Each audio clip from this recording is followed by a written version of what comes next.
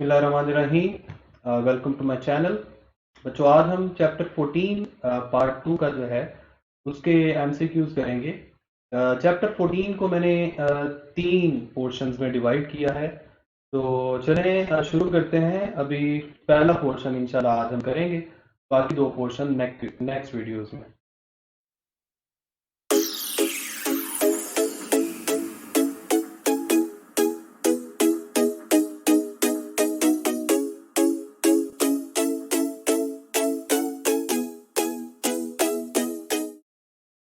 जी welcome back बच्चों। Time waste किए बगैर हम चलते हैं अपने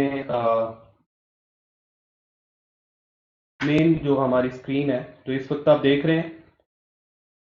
और चलें सबसे पहले है आपके पास कि हमने पढ़ना क्या कुछ है या कौन से रिलेटेड एमसीक्यूज हम करेंगे। Magnetic field due to current in straight wire जो आपका चैप्टर 14 का फर्स्ट टॉपिक है। उसके बाद force on current carrying conductor in uniform magnetic field, then magnetic flux and magnetic flux density, Ampere's law and determination of flux density। वो जो आपने पढ़ा था flux magnetic flux density inside a current carrying solenoid, वही इसकी application है।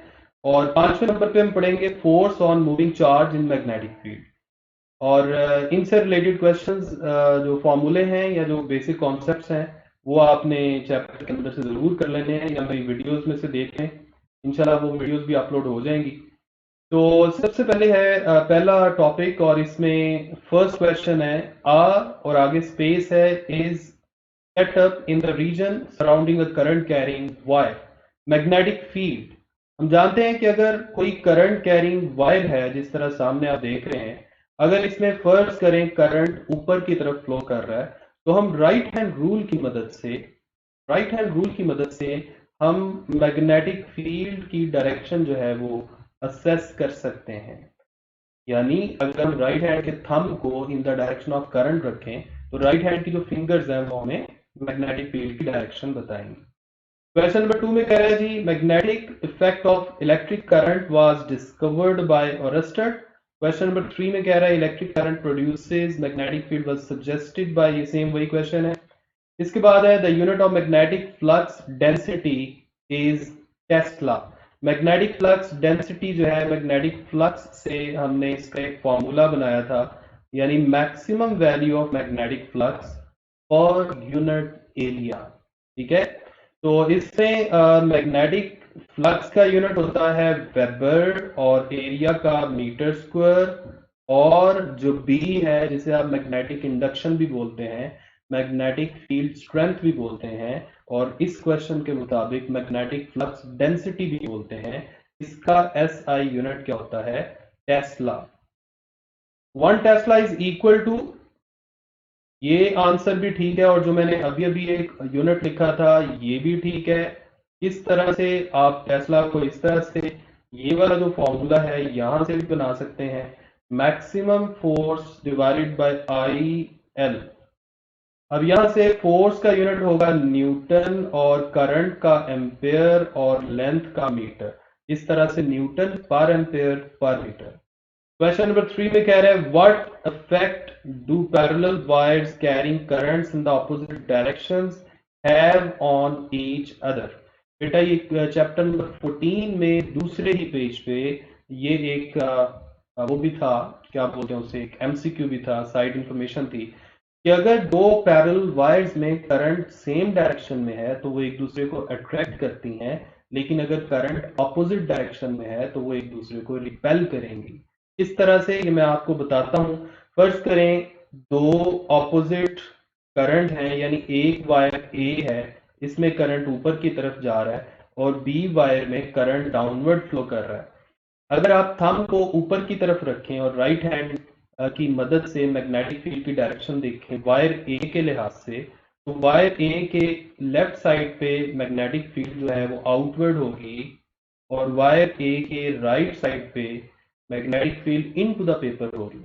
इसी तरह अगर आप वायर बी की बात करें तो वायर बी के लिए थंब को नीचे रखना पड़ेगा, तो उसके लिहाज से फिर राइट हैंड रूल जब आप यूज करेंगे, राइट हैंड थंब रूल, तो फिर वायर बी के राइट साइड पे मैग्नेटिक फील्ड आउटवर्ड होगी, लेकिन लेफ्ट साइड पे magnetic field into the paper होगी।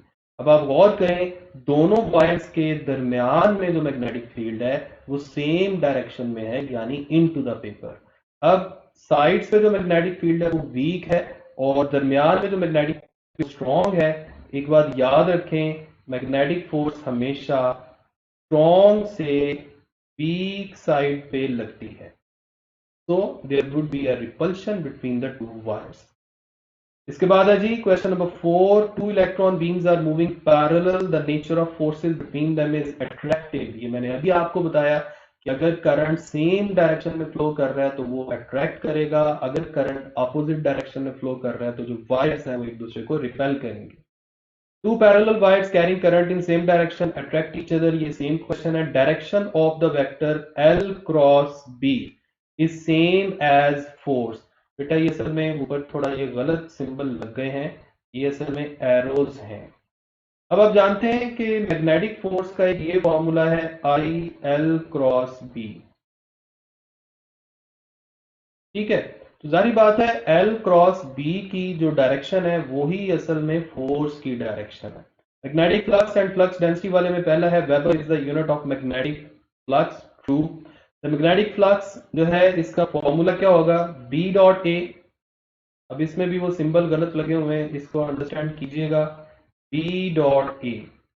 इसके बाद है the magnetic flux created in an area of 2 metre square which lies at an angle of 60 degree to 0.25 tesla is.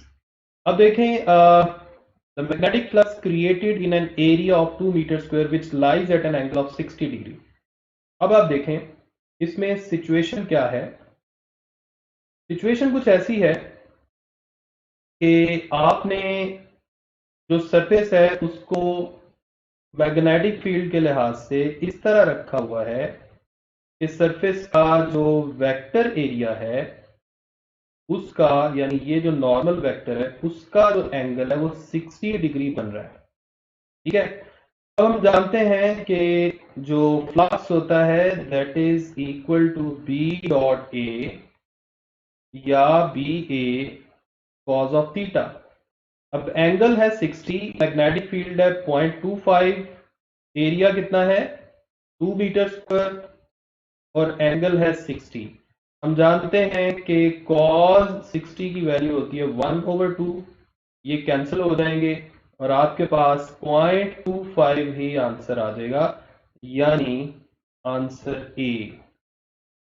इसके बाद है मैग्नेटिक फील्ड, बेटा यहां भी वेक्टर का साइन है, passes through 5k metre square. तो ये आप सिंपली क्या करेंगे, b डॉट के, पहले आप b वेक्टर लिखें 4i plus 18k dot 5k। अब देखें i वाला उसमें तो नहीं है तो उसका 0 आ जाएगा,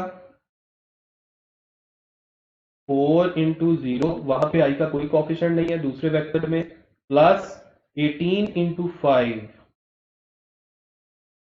तो आपके पास आ जाएगा 18 मल्टीप्लाइड बाई 5, 90 वेबर।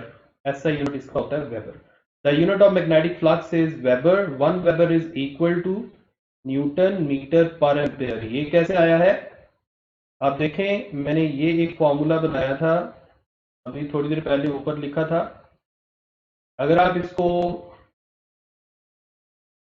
फ्लक्स के फॉर्मूला को लिखें बी ए, यहां से बी जो है यानी टेस्ला, उसको हम लिख सकते हैं न्यूटन पर मीटर पर एम्पेयर, और ये जो एरिया है ये मीटर स्क्वायर है, ये एक इससे कैंसिल हो गया, ये बन गया newton metre per ampere. So this is option C. Ampere's law in determination of flux density. Current carrying solenoid behaves as a magnet. हम जानते हैं कि जो current carrying solenoid है, अगर इसमें करंट फ्लो कर रहा है तो हम जानते हैं कि एक साइड नॉर्थ और दूसरी साइड साउथ पोल के तौर पर बिहेव करना शुरू कर देती है। तो it can be called a magnet, bar magnet. Mathematical expression B dot, ये डेल्टा एल लिखा हुआ है जो क्लियर नहीं नजर आ रहा आपको, ये असल में एम्पेयर्स लॉ है। The magnetic induction in a current carrying solenoid is mu naught n I, ये फॉर्मूला हमने डेराइव किया था। इन ऐसा यूनिट्स द वैल्यू, बेटा ये इसकी वैल्यू है और इसके यूनिट्स जो है ये भी आपको याद होने चाहिए, weber per ampere per metre. ये कैसे बनेंगे, ये असल में एम्पेयर लॉ की मदद से ही हम बना सकते हैं। ये बेसिक फॉर्मूला है। बी यानी ये है बी यानी मैग्नेटिक इंडक्शन, इसका unit weber per metre square भी होता है, लेंथ की जगह मीटर आ गया, और करंट का एम्पेयर, 1 मीटर इससे कैंसिल हो गया, और म्यू नॉट जो है उसके यूनिट बनेंगे weber per metre per ampere. तो ये मैंने म्यू नॉट के यूनिट्स बना दिए और इसकी वैल्यू भी आपने याद रखनी है। 5 में कह रहा है if a number of turns become double but length remains same then magnetic field in the solenoid becomes double. किस तरह, हम जानते हैं मैग्नेटिक फील्ड इन सोलेनोइड का ये फॉर्मूला होता है, लेकिन इसमें स्मॉल n का मतलब ये होता है number of turns per unit length, ये है, यानी capital N total number of turns of solenoid को जाहिर कर रहा है और capital L total length of solenoid को जाहिर कर रहा है। अब उसने बाकी किसी भी चीज को चेंज नहीं किया, बाकी सारा कुछ कांस्टेंट है, सिर्फ नंबर ऑफ टर्न्स को डबल कर दिया है। इसका मतलब है मैग्नेटिक फील्ड भी डबल हो जाएगी। ऐसा यूनिट ऑफ मैग्नेटिक परमेबिलिटी यानी म्यू नॉट, ये अभी मैं बना के आया हूं, force on a moving charge in the magnetic field. इसका जो बेसिक फॉर्मूला है F is equal to q V cross B। ये भी ऊपर सिंबल ठीक नहीं लिखे हुए, लेकिन अगर सिंबल ठीक लिखे होते तो फिर इसका करेक्ट आंसर था ये। क्वेश्चन नंबर 2 में कह रहे थे magnetic force is simply a deflecting force. ये हम क्यों कह रहे हैं, क्योंकि मैग्नेटिक फोर्स जो है उसका ये फॉर्मूला है V क्रॉस B। अब हम जानते हैं कि राइट हैंड रूल के मुताबिक V को B की तरफ घुमाएं तो फोर्स की डायरेक्शन आती है, यानी हम कह सकते हैं कि F is perpendicular to V as well as perpendicular to B। अब हर ऐसी फोर्स जो वेलोसिटी के परपेंडिकुलर है, मैं कह सकता हूं कि ये डिस्प्लेसमेंट के भी परपेंडिकुलर है। अगर ये डिस्प्लेसमेंट के परपेंडिकुलर है तो हम कह सकते हैं इसकी वजह से जो वर्क है वो क्या होगा, जीरो, क्योंकि हम जानते हैं कि वर्क का फार्मूला होता है एफ डी कॉस थीटा, और जब आप एंगल की जगह 90 पुट करेंगे तो आंसर आ जाएगा जीरो। ठीक है, तो अगर वर्क जीरो है इसका मतलब ये है कि जो मैग्नेटिक फोर्स है ये चार्ज पार्टिकल की सिर्फ डायरेक्शन चेंज करती है, उसकी एनर्जी यानी उसकी काइनेटिक एनर्जी में कोई तब्दीली नहीं करती। अगर उसकी एनर्जी चेंज नहीं करती इसका मतलब सिर्फ उसकी डायरेक्शन ऑफ मोशन चेंज करती है। That's why it is called deflecting force. A magnetic field acts on a charged particle so as to change in its direction.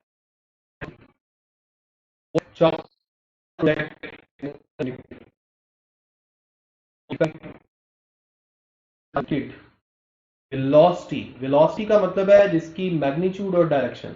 अब हम जानते हैं कि डायरेक्शन तो चेंज होती है लेकिन वेलोसिटी की मैग्नीट्यूड यानी स्पीड चेंज नहीं होती। अभी मैं ऊपर बात करके आया हूं। So speed would be constant, energy would be constant, momentum भी वैसे चेंज होगा। ये भी असल में थोड़ी गलत ऑप्शन इन्होंने दे दी हैं। मोमेंटम भी चेंज होगा क्योंकि मोमेंटम वेक्टर क्वांटिटी है, तो अगर वेलोसिटी चेंज हो रही है डायरेक्शन के चेंज होने से तो फिर मोमेंटम भी चेंज होगा।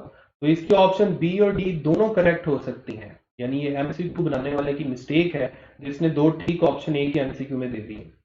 क्वेश्चन नंबर 5 में कह रहा है neutron is moving perpendicular to magnetic field, the force on it. बेटा हम जानते हैं कि न्यूट्रॉन पे कुछ चार्ज नहीं होता, अगर चार्ज नहीं होगा तो एंगल देखने की जरूरत ही नहीं है, क्योंकि अगर चार्ज जीरो है तो फोर्स लगेगी ही नहीं। वो is always zero by magnetic force, ये अभी मैं ऊपर बता के आया हूं। Right hand palm rule is use to find the direction of force. Right hand palm rule भी आपने बुक में पढ़ा था। क्वेश्चन नंबर 8 में कह रहा है which of the following can not be accelerated by electric और मैग्नेटिक फील्ड। न्यूट्रॉन्स, क्योंकि न्यूट्रॉन पे कोई चार्ज नहीं होता, ना इसे इलेक्ट्रिक फोर्स लग सकती है ना magnetic force. If fingers of right hand show the direction of magnetic field and palm shows the direction of force, then thumb points the direction of current। यानी थंब को आप डायरेक्शन ऑफ करंट की तरफ रखते हैं, right hand की जो fingers हैं उसको हम रखते हैं मैग्नेटिक फील्ड की तरफ। तो जो पाम है ये जो पाम है ये हमें फिर इसकी डायरेक्शन बताता है, मैग्नेटिक फोर्स की डायरेक्शन। ठीक है जी। क्वेश्चन नंबर 10 में कह रहा है charge particle enters into a strong magnetic field, it's kinetic energy remain same. अभी मैं बता के आया हूं क्योंकि मैग्नेटिक फोर्स कोई वर्क नहीं करती, इसका मतलब है चार्ज पार्टिकल की काइनेटिक एनर्जी में भी कोई तब्दीली नहीं आएगी। Work done on a charge particle moving in a uniform magnetic field is zero. बार बार वही क्वेश्चन, वो अल्फाज को चेंज करके कर रहा है। When a charge is projected perpendicular to a uniform magnetic field its path is circular. एक बात याद रखें, अगर चार्ज पार्टिकल 90 के एंगल पे मैग्नेटिक फील्ड के अंदर एंटर करवाया जाए तो फिर इसका पाथ सर्कुलर होता है। अगर आप इसको 0 और 90 के दरमियान या 90 और 180 के दरमियान किसी एंगल पर भेजें तो फिर इसका पाथ होगा हेलिक्स। ये एक अलग से डिस्कशन है। इंशाल्लाह जब मैं एमडी कैट के स्पेशल जो लेक्चर्स बनाऊंगा तो उसमें मैं डिस्कशन डिटेल में करूंगा। If a charge is at rest in a uniform magnetic field, then magnetic force on charge is zero. सारी बात है, अगर चार्ज रेस्ट पर है तो इस चार्ज की वेलोसिटी जीरो है। अगर इसकी वेलोसिटी जीरो है तो फिर फोर्स भी जीरो है। तो ये था आपका आज का पोर्शन। ठीक है जी, जिसमें हमने चैप्टर 14 जो है उसके कुछ टॉपिक्स लिए और उनसे रिलेटेड क्वेश्चंस किए। नेक्स्ट वीडियो में इंशाल्लाह हम बाकी के जो टॉपिक्स हैं उनको भी देखेंगे और इंशाल्लाह आपको मज़ीद जो चैप्टर 14 है उसकी क्लैरिटी हो जाएगी। लेकिन इस वीडियो में अगर कोई इश्यूज हैं तो आप मुझे ज़रूर बताइएगा। अपने सब्जेक्ट के साथ इन कांटेक्ट रहें। जो सब्जेक्ट हैं उसमें जो टॉपिक्स हैं उनमें जितने भी फॉर्मूले हैं वो आपको आने चाहिए। तो इसमें इंशाल्लाह आपको काफ़ी इजी रहेगा एमसीक्यूज को सॉल्व करना। ठीक है जी, अगली वीडियो तक अपना ख्याल रखें और मुझे अपनी दुआ में याद रखें। अल्लाह हाफिज।